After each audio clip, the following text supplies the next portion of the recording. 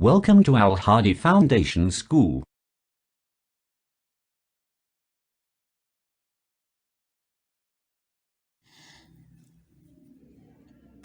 बिस्मिल्लाहिर्रहमानिर्रहीम। Class 9 biology unit number 3 biodiversity. आज हम देखेंगे बायोडाइवर्सिटी की क्लासिफिकेशन और उसके एम्स और प्रिंसिपल्स क्या हैं। अर्थ पे बहुत सी ऑर्गेनिजम्स की एक बहुत बड़ी कलेक्शन मिली है जिनके बारे में जिनकी जो फॉर्म्स हैं वो डिफरेंट हैं, जो एक दूसरे से बहुत ज़्यादा मुख्तलिफ हैं। इन 1.5 million about 1.5 million types of animals हैं जिनमें, और 0.5 मिलियन टाइप्स ऑफ प्लांट्स हैं जो जिनके बारे में बायोलॉजिस्ट पढ़ चुके हैं।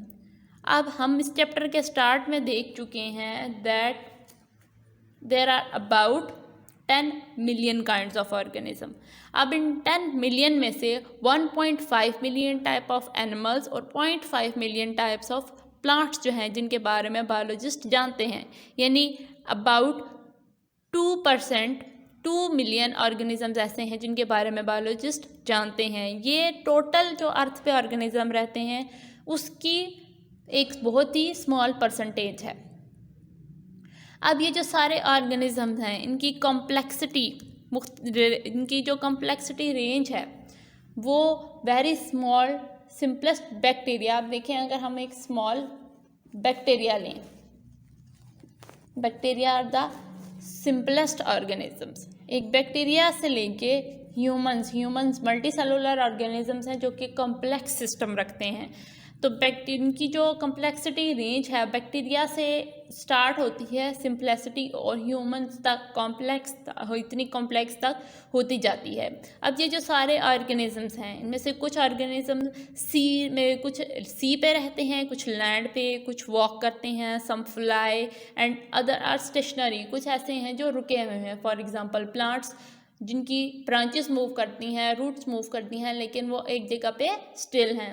उसके अलावा हर एक जो ऑर्गेनिज्म है, हर एक जो हमारे पास लिविंग थिंग है, उसका जो वे ऑफ लाइफ है वो मुख्तलिफ है एक दूसरे से। For example their method of getting food, avoiding unfavourable environmental conditions. For example एक ऑर्गेनिज्म है, अगर वो ज़्यादा गर्मी लगती है तो वो वहाँ से भागता है ठंडे इलाके की तरफ। अगर ज़्यादा ठंड है तो वहाँ से वो हीट प्रोड्यूसिंग प्लेस होगी वो वहाँ उसकी तरफ जाएगा। इसके अलावा finding a place to live, organisms को शेल्टर ढूंढने के उनके मेथड्स जो हैं वो डिफरेंट होते हैं। कुछ जो है वो केव्स बना के रहते हैं, कुछ होल्स में रहते हैं, कुछ नेस्ट बनाते हैं, कुछ हाउसेस बनाते हैं, इस तरह। इसके अलावा इनके जो रिप्रोड्यूसिंग मेथड्स हैं वो भी मुख्तलिफ हैं, हर एक का जो मोड ऑफ रिप्रोडक्शन है वो भी डिफरेंट होता है। अब इतने सारे ऑर्गेनिजम्स को पढ़ना बहुत ज़्यादा मुश्किल था। अब इस सारी कलेक्शन को, जितने ज़्यादा ये ऑर्गेनिजम्स थे, इन सब को एक बायोलॉजिस्ट ने इनको क्लासिफाई कर दिया इनटू ग्रुप्स एंड सब ग्रुप्स, और इस सब के लिए उनको एक सिस्टम चाहिए था जिस सिस्टम के थ्रू, प्रॉपर सिस्टम के थ्रू वो इन ऑर्गेनिजम्स को डिवाइड कर सकें इनटू देयर ग्रुप्स एंड सब ग्रुप्स। अब इस सब ग्रुप्स और ग्रुप्स में डिवाइड करने के लिए साइंटिस्ट ने हेल्प ली दो ब्रांचेस की, बायोलॉजी की दो ब्रांचेस की। First is the taxonomy and the second one is systematics.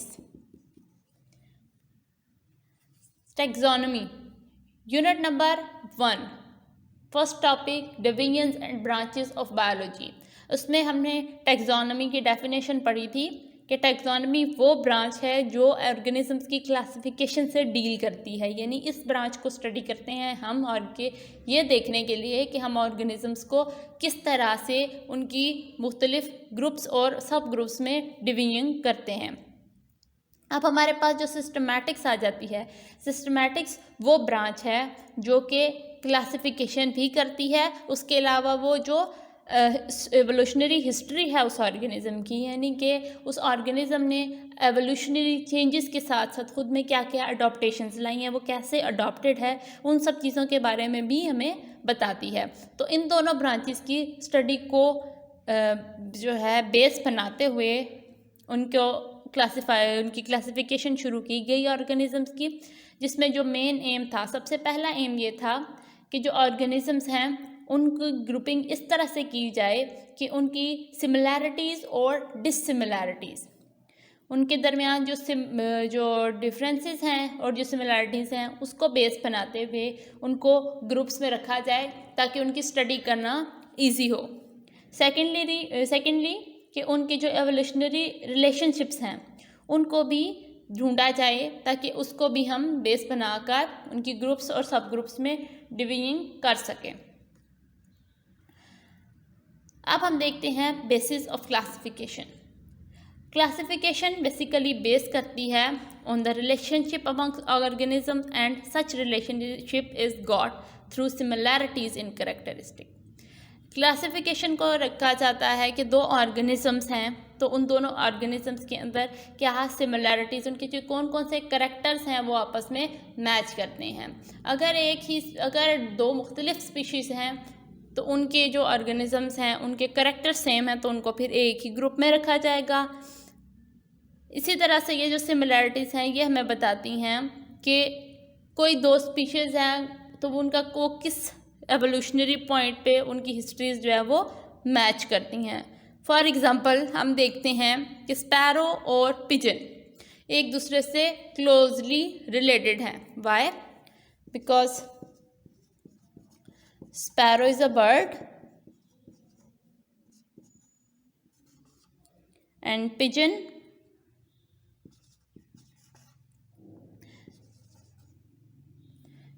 pigeon is also a bird। तो ये दोनों में करेक्टर्स जो हैं वो सेम होंगे। इनके पास बीक है, इनके पास विंग्स हैं, ये नेस्ट बना के रहते हैं, एग ले करते हैं, इनके बॉडी जो है वो फीदर्स से कवर होती है। एज़ कम्पेयर टू अगर हम कहें कि एक इंसेक्ट है वो और पिजन, उनका आपस में कंपैरिजन करें तो पिजन जो है वो बर्ड है, उसके पास विंग्स हैं, उसके पास बॉडी फीदर से कवर है, उसकी 2 लेग्स हैं, जबकि इंसेक्ट जो है इनकी 6, 8 और मे बी 10 लेग्स हो सकती हैं। They have antennas on their head, they have wings, लेकिन वो विंग्स जो है वो बहुत ज़्यादा मॉडिफाइड नहीं होते जिसकी वजह से बहुत ऊंचा नहीं उड़ सकते। ये they do not have functional wings. इसके अलावा जो इंसेक्ट है उसकी बॉडी जो है वो काइटन से कवर होती है, उनकी बॉडी पे काइटन होता है, जबकि पिजन्स जो है उनमें ये सारी चीज़ें नहीं होती हैं। इंसेक्ट जो है उनके फीडिंग मेथड मुख्तलिफ होते हैं, जबकि पिजन्स जो है उसकी बीक होती है, वो बीक के थ्रू ईट करते हैं। अब यहाँ पे हमने देख लिया कि स्पैरो और पिजन के करेक्टर सेम थे, इसलिए उन दोनों को जो है वो एक ही ग्रुप में रखा जाएगा। वो एक दूसरे से क्लोजली रिलेट करते हैं, उनके एवोल्यूशनरी चेंजेस जो हैं वो सेम है, जबकि इंसेक्ट जो है वो उनसे डिफरेंट है। अब ऑर्गेनिजम्स जो हैं उनको पहले जो अर्ली हिस्ट्री है उसके अकॉर्डिंग ऑर्गेनिजम्स को उनकी सिमिलैरिटीज़ और डिफरेंसेस की बेस पे उनके इंटरनल और एक्सटर्नल जो स्ट्रक्चर थे, उनकी जो स्टेजेस ऑफ डेवलपमेंट थी, उस सब को स्टडी करके उनको ग्रुप्स और सब ग्रुप्स में डिवाइड किया जाता था। लेकिन with the passage of time जब जेनेटिक्स को स्टडी किया जाने लगा तो जो मॉडर्न जेनेटिक्स थी उसने मुख्तलिफ इंफॉर्मेशन प्रोवाइड करना शुरू कर दी। अब वो जो इंफॉर्मेशन है टैक्सोनॉमिस्ट ने उस इंफॉर्मेशन को यूज़ किया और उन्होंने डीएनए को स्टडी करके उस डीएनए से दो ऑर्गेनिज्म के डीएनए को स्टडी किया और उस डीएनए की बेस पे जो सिमिलैरिटीज़ और डिफरेंसेस उनको मिले, उन्होंने उससे आइडियाज़ निकाल कर उनको मुख्तलिफ ग्रुप्स और सब ग्रुप्स में डिवाइड करना शुरू कर दिया।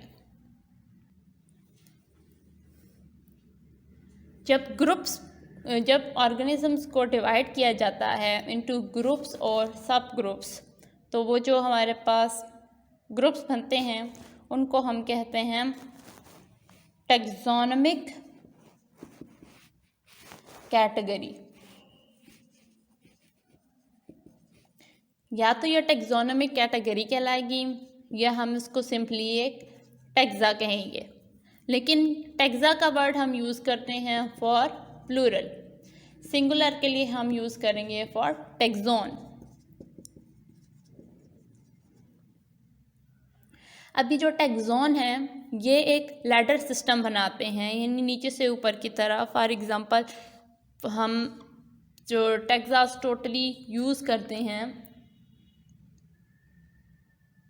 हम 7 टैक्सास यूज़ करते हैं, तो ये 7 टैक्सोन 1 2 3 4 5 6 7, अब ये सब ने मिलकर एक पूरा स्टेप बना दिया, एक पूरी लैडर बना ली। ये लैडर सिस्टम बनता है जिसको हम टैक्सोनॉमिक हायरार्की कहते हैं, और इसी के बेस पे हम ऑर्गेनिजम्स को 5 किंगडम्स में डिवाइड करते हैं। किंगडम क्या है? Kingdom is the largest taxon. सबसे पहले आता है हमारे पास किंगडम, और फिर उसके बाद इस किंगडम को फर्दर ग्रुप्स में डिवाइड किया जाता है।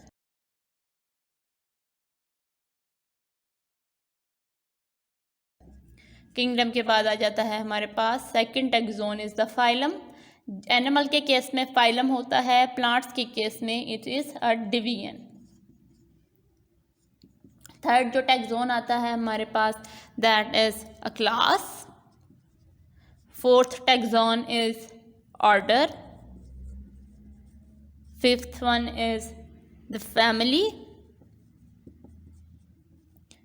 Sixth one is genus, and the last one is the species.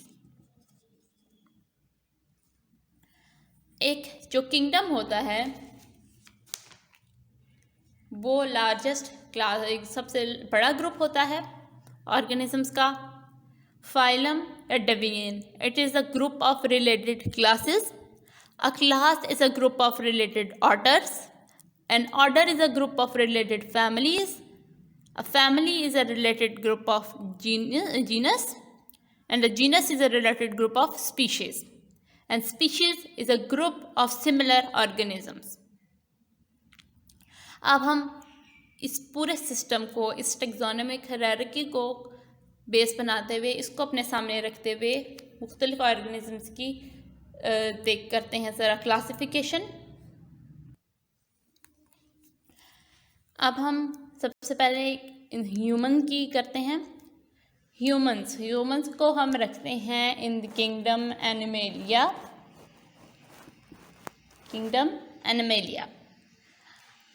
Humans का फाइलम है कॉर्डेटा। देन आ जाती है क्लास। ह्यूमंस बिलोंग करते हैं क्लास ममेलिया से। These are the all mammals. Orders इनका है प्राइमेट्स। ह्यूमंस जिस फैमिली से बिलोंग करते हैं दिस इज होमिनिडी।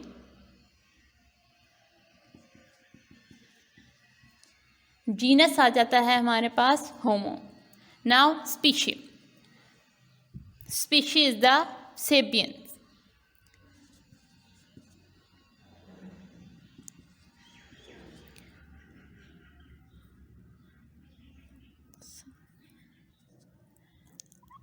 अब हम इसका अगर साइंटिफिक नेम लिखें तो scientific name last two name होमो जीनस और स्पीशी नेम की बेस पे लिखा जाता है। सबसे पहले हम जेनरिक नेम लिखते हैं जिसका स्टार्ट लेटर हम कैपिटल लिखते हैं, इट इज़ होमो। और सेकंड जो स्पीशी नेम है उसका हम फर्स्ट लेटर स्मॉल लिखते हैं, सेपियंस। हैंड रिटन में हम इसको अंडरलाइन कर देते हैं, अदरवाइज इसको इटैलिक्स में लिखा जाता है। अब अगर हम एक प्लांट का लें तो उसमें हम फाइलम की जगह डिवीजन लिखते हैं। हम पी प्लांट की एग्जांपल लेते हैं। पी प्लांट की हम क्लासिफिकेशन करेंगे। किंगडम है इनका प्लांटी। इनका डिवीजन है मैग्नोलियोफाइटा।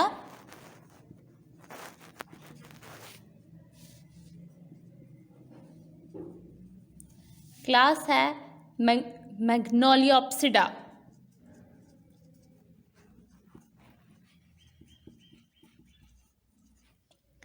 ऑर्डर आ जाता है फैबेलिस,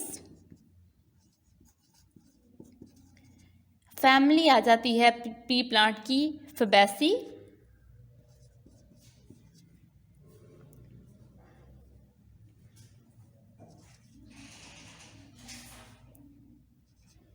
जीनस आ जाता है पाइसम, स्पीशी नेम आ जाता है सैटिवम। अब इसको अगर हम साइंटिफिकली लिखें तो पहले genus name Pisum with capital P and फिर species name sativum with small s, small letters के साथ, और इसको भी हम अंडरलाइन करेंगे क्योंकि हैंड रिटन में हम इसको अंडरलाइन करते हैं जबकि इटैलिक्स में लिखा जाता है जब हम इसको नॉर्मली लिखते हैं। क्लासिफिकेशन में जो सबसे बेसिक यूनिट होता है हमारे पास वो होता है स्पीशी का। स्पीशीज जो है ये ग्रुप ऑफ ऑर्गेनिजम्स होते हैं जो कि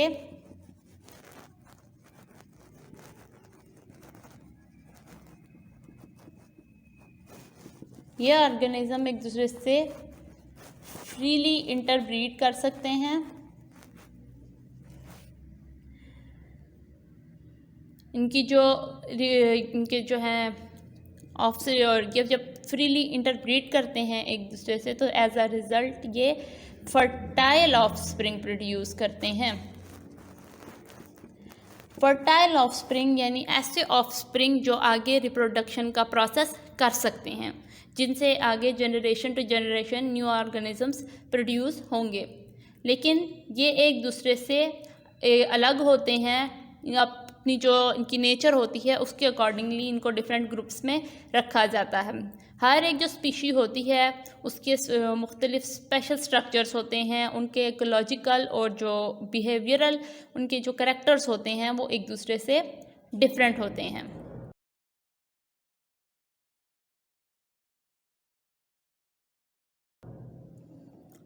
लेकिन समटाइम्स ऐसा भी देखा गया, एक एक्सपेरिमेंटल जो है क्रॉस किया गया था, यानी कि दो मुख्तलिफ स्पीशी के ऑर्गेनिजम्स को रख के उनके दरमियान क्रॉस ब्रीड की गई under an artificial condition. For example यहाँ पे रखा गया था, क्रॉस किया गया between a male donkey and a female horse. जब इनके दरमियान क्रॉस करवाया गया, इनको आर्टिफिशियल एनवायरनमेंट में उनकी जो है इंटरब्रीडिंग कराई गई, क्रॉस ब्रीड कराया गया, तो इन्होंने जो ऑफस्प्रिंग प्रोड्यूस हुआ that is a mule, it's an infertile mule,